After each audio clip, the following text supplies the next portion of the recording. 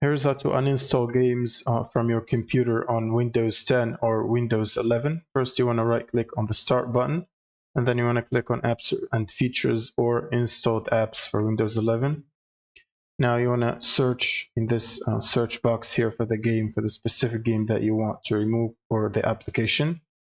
So for example, this one right here, you can click on it and then click on Uninstall and just follow the process, the uninstallation process.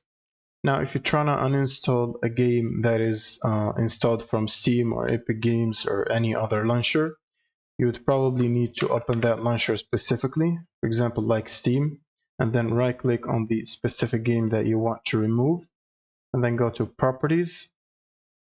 And then you can click on Backup Game Files in the Installed Files directory if you want to restore this game in the future. Otherwise, you can right click on it and go to Manage and then click on Uninstall.